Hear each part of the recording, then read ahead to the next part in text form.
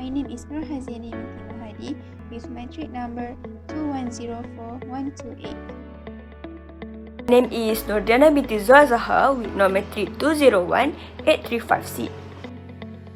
My name is Aina Anissa binti Muhammad Bukhari with metric number 2015000. My name is Raihanur Afahani binti Abdullah and my metric number is 2011232. My name is Nusha Shira Ramli with metric number 2018S0. My name is Khairul Hakimi bin Muhammad Anwar and my metric card numbers 2019407. Assalamualaikum.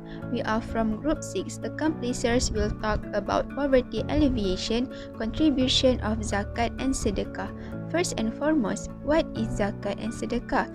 Zakat is the fourth pillar of Islam, and the word Zakat is derived from root word Zakah, which literally meaning increase and purification, as stated in Surah At-Taubah verse 103. Based on Global Sadaqah web, Sadaqah is to spend from his or her possessions and abilities in the way of Allah Subhanahu wa Ta'ala, and the word Sadaqah is derived from the Arabic word Siddiq. So, how do Zakat and Sadaqah differ? Zakat is one of 5 fundamental concepts in Islam. This makes it a compulsory action, and therefore all Muslims must give Zakat, provided they meet certain conditions. While Sadaqah is an intended and continuous action of uprightness which everyone has to carry out no matter what their social status is. World Bank addressed that the global extreme poverty rate has fallen from 10.1% to 9.2% in 2017. It is such a very progressive improvement. Unfortunately, coronavirus has affected the world poverty line. The global extreme poverty rate is expected to rise for the first time in 2 decades as the pandemic has disrupted economic development to keep growing, which has slowed the poverty reduction progress. In 2019, the states in Malaysia who are facing the absolute poverty rate are Sabah 9.5%, Kelantan 12.4%, Sarawak 9%, Kedah 8.8%, Perak 7.3%, and Terengganu 6.1%. So, in this situation, Zakat and Sadaqah will play a very important role to lighten society's burden. Zakat will be distributed to the eligible people fairly based on their needs, while Sadaqah that has been contributed to the government or non-government body will also be allocated to needy people equally. This discussion will go through Zakat and Sadaqah thoroughly on how contribution of Zakat and Sadaqah can alleviate poverty. Now, I'm going to explain the issue of poverty in Malaysia. The issue of poverty in Malaysia see a rise and continues until this day, especially since the COVID-19 pandemic occurred in the country. During the pandemic, Malaysia has suffered economic damage. For example, the country faced an economic recession, an increased unemployment rate, and more businesses have lost and shut down. This pandemic also has been extremely tough on the poor and the vulnerable. According to Moneycompass website, Malaysia has been classified as highly urbanized with more than 75% of the country living in urban area. Malaysia defines urban poverty as a lack of monetary ability to obtain basic needs, which are separated into food and non-food component, which measured by non-food and food in the poverty line income, which is known as PLI. The factor that have caused urban poverty in Malaysia is, firstly, is the migration of low-income group from rural area. Second is the low level of education. Third is the high cost of living, and lastly is unemployment. Based on the Quranic verse, Muslims should find initiative to get away from poverty. The causes of poverty should be identified in order to come up with the effective solutions.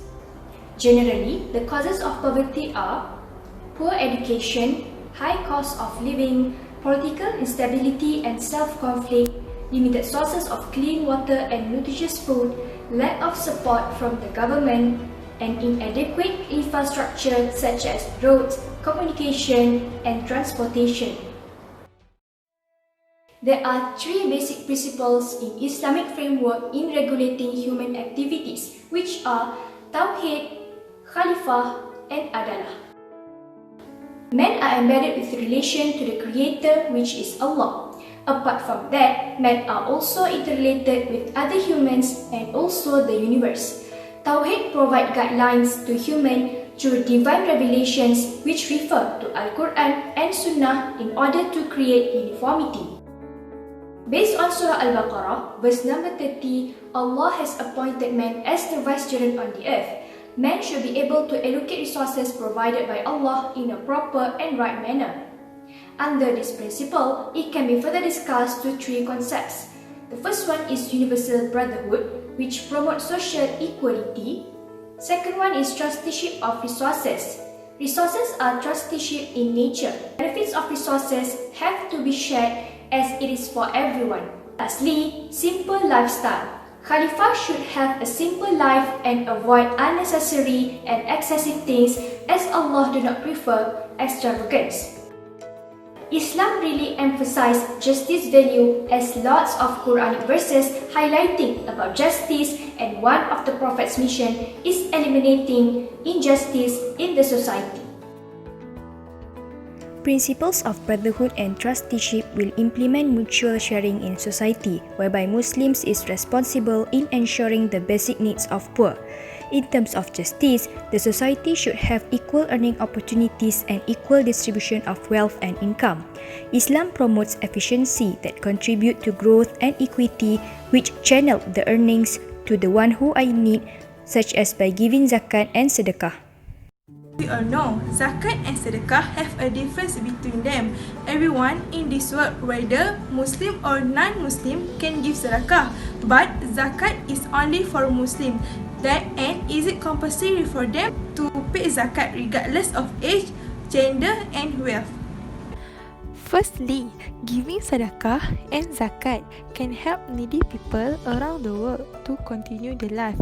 This is because sadaqah and zakat help these people in the form of money, whereby they can use it to buy food, clothes and shelter. Needy people includes widow, orphan, disabled and the destitute. It can be seen that through sadaqah and zakat, people can get benefit from it. In fact, giving sadaqah and zakat can create the balance and benefit to all the society. Allah says, zakat therefore is unlike charity that is given to the needy voluntarily. Thus, whoever pays zakat, he is purifying his wealth, as zakat will separate the portion that belong to the poor. Zakat is not considered as a favor that is given to the poor by the rich, but it is the right of the poor to wealth of the rich. Secondly, as we all know, giving sadaqah and zakat can avoid the rich people continuing to be rich and the poor people continuing to be poor. Due to this situation, the economy will have income inequality issues. The society can be divided into three groups, which are we all know as B4, M4 and T20. The rich people that have the capability should give sadaqah and pay zakat for the needy people who mostly belong to the B4 group. Consequently, the income inequality issue can be solved and everyone can live happily. Thirdly, giving sadaqah and zakat has already mentioned by Allah in the Al-Quran. Sadaqah and zakat can open the gates of paradise for Muslims. Only those believers who were charitable and give zakat in the way of Allah to their parents, orphan, widow, the sick and the needy will be allowed to enter the paradise through Bab al-Sadaqah, one of the 8 gates of Jannah. Due to that, as we all know that Allah give privilege for those who like to give sadaqah and zakat. Last but not least, as we all know, sadaqah and zakat offer shade of the day of judgment. This is because on the day of the judgment, the burning sun will be right above our heads and everyone want to sit under the shade of Allah. The person who give hidden charity and zakat is one of the 7 who will be offered shade on the judgment. The Prophet ﷺ said, the believer's shade on the day of the resurrection will be his charity. From this, we all know that This is very important for all Muslims to perform their duty, which is giving zakat and sadaqah, as it will help them in the hereafter. Islam is a religion based on Al-Quran and As-Sunnah of the Prophet Muhammad SAW, and Quran mentions 61 times of the word earth to remind human beings as they have been appointed as vicegerents on earth in maintaining the peace and justice among all creatures of Allah. Global development nowadays has raised so many unprecedented crises that lead to the existence of the 2030 agenda by the United Nations at the end of the 2015 after facing failure of Millennium Development Goals. In line with current changes, the United Nations came up with 17 Sustainable Development Goals in line with 169 targets in addressing significant destruction to the ecosystem to achieve true meaning of prosperity and strong institutions. Let's do a brief recap about the history of development goals that have been started with unanimous agreement among member states to integrate from MDGs to a new blueprint of peace and justice for all levels of age. The Millennium Summit September 2000 has produced MDGs to address extreme poverty. In 2002, Johannesburg came up with a new declaration on sustainable development to introduce the paradigm implementation to combat the predicament of climate change and the failure of basic MDGs to curb the poverty issues, adopted at the World Summit in South Africa. Over 11 years, the General Assembly finally triggered a new agreement on the SDGs that lead to the adopt the 2030 Agenda of Sustainable Development Goals that consists of 17 SDGs. The United Nations Sustainable Development Summit at the end of 2015 with a pledge that no one will be left behind. In line with efforts of the United Nations, established interdependent 17 SDGs, the Organization of Islamic Cooperation supports and welcomes the adoption of the 2030 Agenda of Sustainable Development Goals at OIC's 30th Islamic Summit. Malaysia is one of the member states of the OIC out of 57 member states that also committed to SDG as one of the OIC members in practicing culture and Islamic values to curb the poverty alleviation. Adoption of SDGs ought to provide example of the Islamic spiritual paradigm of sustainable development and act of vicegerents of the greatest sustainer. Strategy in addressing the issue of poverty during the COVID-19 pandemic is based on the Malaysia Economic Monitoring Report. This year, the government has come up with some solution that can protect livelihood during the COVID-19 crisis period, which can help to curb poverty in this country. The solution was to provide the Poverty package and the Pajana plan, which focused on the B40 and F40 season, which this package included social assistance, social insurance, and labour market measure. Next, the government also reduced the contribution rate, which enabled FF members to reduce their contribution from 11 to 9% of wages from April to December 2020, and also allowing early withdrawal modality from FF account, which the FF member allowed to withdraw 500 ringgit per month from April 2020 to March 2021. Next, the government also have incentivized training, and the measure adopted for people as a part of the initial support package included double tax deduction and expedition incurred on approved tourism-related training and etc. Lots of programs organised to escape poverty in Malaysia either from government side or non-government organisation side, because both play a crucial role in implementing their responsibility in eradicating poverty in Malaysia that is in line with the mission and vision of SDG that involve SDG 1 with 7 targets and SDG 2 with 8 targets, and both use 12 and 14 indicators. The programs under the Eradicating the Poverty in Malaysia are housing programs, the agriculture program or well known as Azam Tani programs, socio-economic programs and feeding the homeless programs. In conclusion, it is clear that contribution of sadaqah and zakat play an important role in eliminating poverty among the society. We can see that the idea of zakat is closely related to the idea of equality and justice that lies under the Islamic principle.